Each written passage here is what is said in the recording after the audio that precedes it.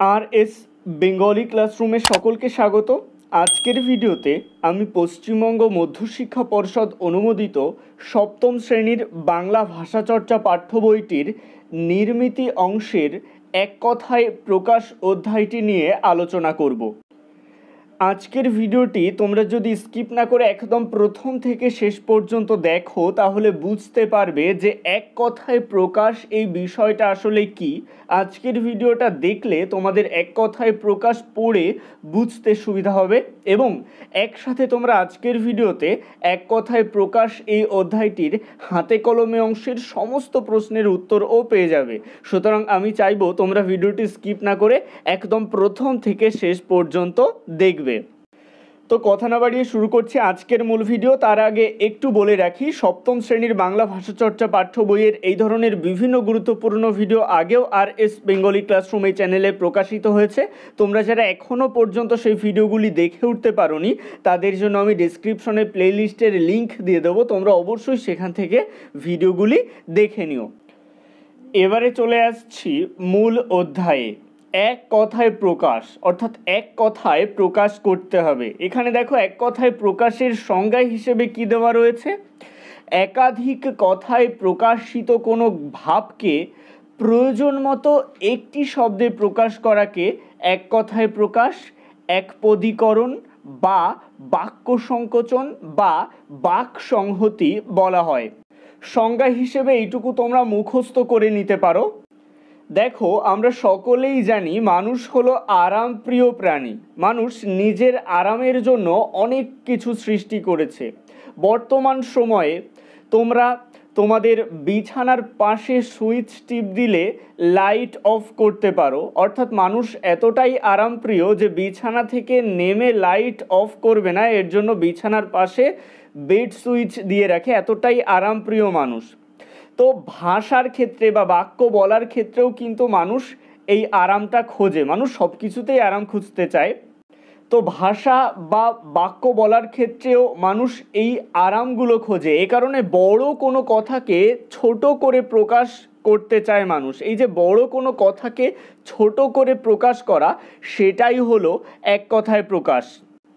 দেখো, তারপরেই বলা হচ্ছে ভাষাকে সহজ, সাবলীল, প্রাঞ্জল ও সুন্দরভাবে প্রকাশের ক্ষেত্রে এক কথায় প্রকাশ বিশেষ ভূমিকা নেয়। এক্ষেত্রে অর্থের কোনো রকম পরিবর্তন হয় না, এটা মনে রাখতে হবে তোমাদের। অর্থাৎ একটা বড় বাক্যকে তোমরা যখন ছোট করে প্রকাশ করছো বা এক কথায় প্রকাশ করছো, সেক্ষেত্রে তোমাদের খেয়াল রাখতে হবে অর্থের যেন কোনো পরিবর্তন না হয়। অর্থাৎ বড় বাক্যটির যে অর্থ থাকবে, ছোট করে প্রকাশ করলেও যেন সেই অর্থটাই প্রকাশ পায়, তাহলেই সেটা এক কথায় প্রকাশ হবে, নতুবা হবে না। এই এক কথায় প্রকাশের প্রধান গুণ কি? এই এক কথায় প্রকাশের প্রধান গুণ হলো এটা বড় বাক্যকে সংক্ষিপ্ত করে দেয় এবং ঋজুতা আনে, অর্থাৎ সহজ করে দেয়।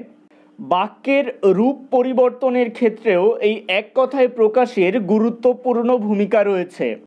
তো তোমরা সহজভাবে মনে রাখতে পারো, অর্থের পরিবর্তন না করে একটা বড় বাক্যকে সংক্ষিপ্ত আকারে প্রকাশ করাকেই বলা হয় এক কথায় প্রকাশ। সংজ্ঞা বা বৈশিষ্ট্য হিসেবে এটুকু মনে রাখলেই হবে। এছাড়া যে উদাহরণগুলো দেওয়া রয়েছে এখানে বোঝার মতন তেমন কিছুই নেই, এগুলো জলের মতন মুখস্থ করে রাখতে হবে। দেখো, এক দাগে বলা হচ্ছে অণুকে যার দ্বারা দেখা হয় সেটাকে আমরা কি বলতে পারি? অনুবীক্ষণ। তাহলে অনুবীক্ষণ শব্দের দ্বারা আমরা বোঝাচ্ছি অণুকে যার দ্বারা দেখা হয়। এই অণুকে যার দ্বারা দেখা হয় এই বাক্যটির মাধ্যমেও যে অর্থ প্রকাশিত হচ্ছে অনুবীক্ষণ, এর মাধ্যমেও সেই অর্থই প্রকাশিত হচ্ছে।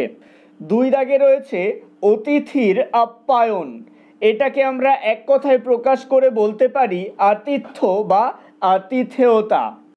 তোমাদের পাঠ্য বইতে এই ধরনের যতগুলি উদাহরণ রয়েছে এগুলো তোমরা জলের মতন মুখস্থ করে ফেলবে, কারণ এখানে বোঝানোর মতন জটিল কোনো সমস্যা নেই। প্রথমেই আমি সংজ্ঞা আলোচনার সময় তোমাদের বুঝিয়ে দিয়েছি যে এক কথায় প্রকাশটা আসলে কি।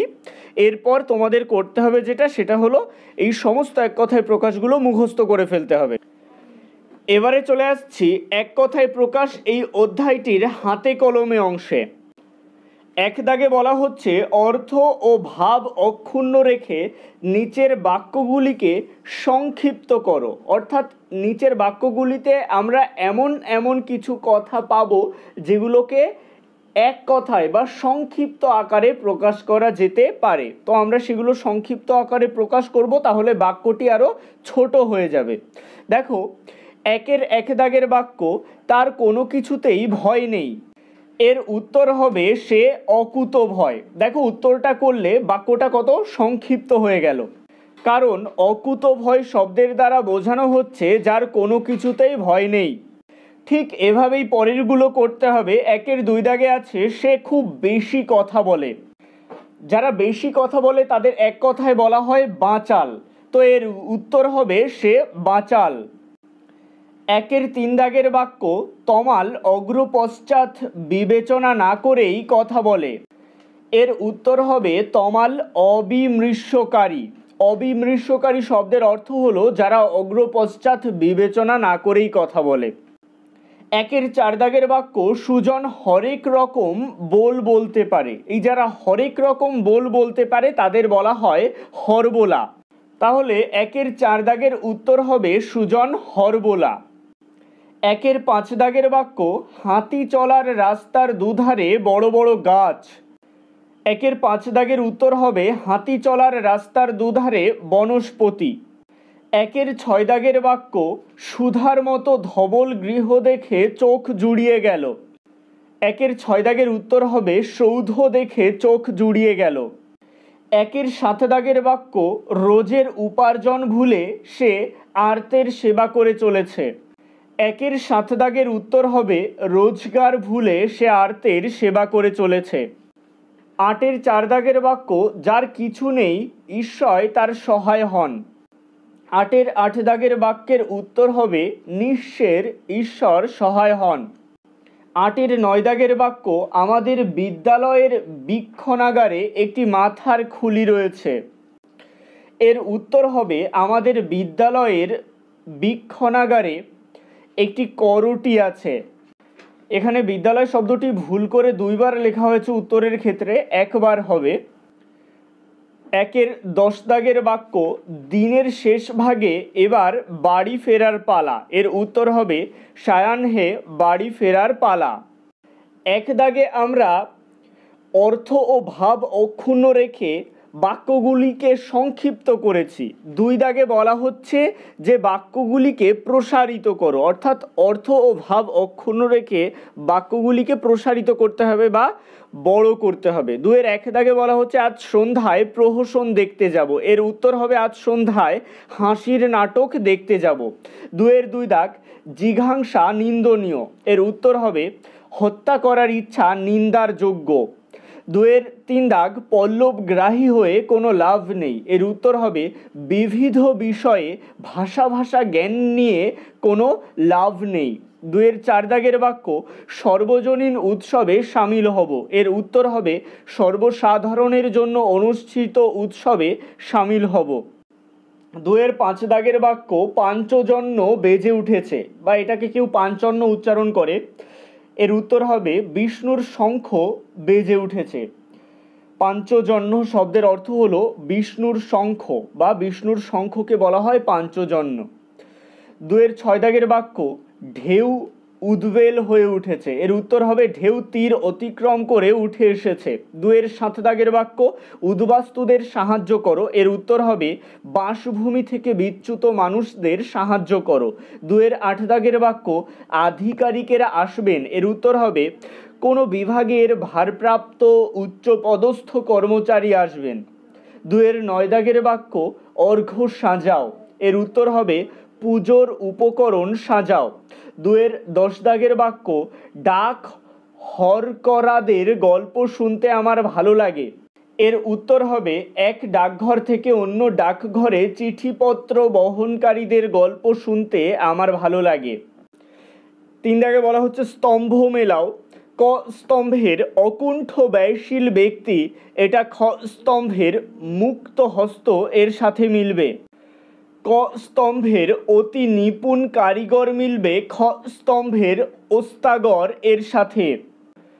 ক স্তম্ভের অতিশয় দুর্গম স্থান মিলবে খ স্তম্ভের গহন এর সাথে।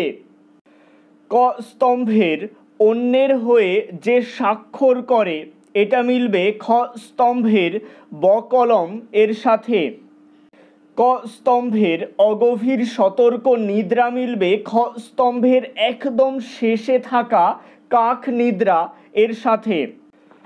ক স্তম্ভের অক্ষর জ্ঞান আয়ত্ত করেছে যে এটা মিলবে খ স্তম্ভের স্বাক্ষর এর সাথে। ক স্তম্ভের আরোহণ করেছে যে এটা মিলবে খ স্তম্ভের আরূঢ় এর সাথে। ক স্তম্ভের ঈষৎ উষ্ণ মিলবে খ স্তম্ভের কবষ্ণ এর সাথে। ক স্তম্ভের উপকার করার ইচ্ছা এটা খ স্তম্ভের উপচিকিৎসা এর সাথে মিলবে। ক স্তম্ভের ঋষির উক্তি মিলবে খ স্তম্ভের আর্ষ এর সাথে। ক স্তম্ভের একটি ধারা বয়ে চলে যা এই বাক্যটি মিলবে খ স্তম্ভের ধারাবাহিক এর সাথে। ক স্তম্ভের কাঁচের তৈরি ঘর মিলবে খ স্তম্ভের শীষমহল এর সাথে। ক স্তম্ভের গমন করে যে এটি মিলবে খ স্তম্ভের নখ এর সাথে। এরপর ঘটনার বিবরণ দান মিলবে প্রতিবেদন এর সাথে। চৈত্র মাসের ফসল মিলবে চৈতালি এর সাথে। ছাদের উপরকার ঘর মিলবে বলভি এর সাথে। জয়সূচক উৎসব মিলবে জয়ন্তী এর সাথে। ঠাকুরের ভাব এটা ঠাকুরালী এর সাথে মিলবে। তুষ্ট মনে যা দেওয়া হয় এটা মিলবে পারিতোষিক এর সাথে। পট আঁকেন যিনি এটি মিলবে পটুয়া এর সাথে। আজকের ভিডিওটি এই পর্যন্তই। ভিডিওটি কেমন লাগলো অবশ্যই কমেন্টের মাধ্যমে জানিও। ভালো লাগলে লাইক করো এবং একই ক্লাসের বন্ধুদের সাথে ভিডিওটি শেয়ার করতে ভুলো না। ভালো থেকো, সুস্থ থেকো সকলে, আর অবশ্যই RS বেঙ্গলি ক্লাসরুম এই চ্যানেলটির সাথে থেকো।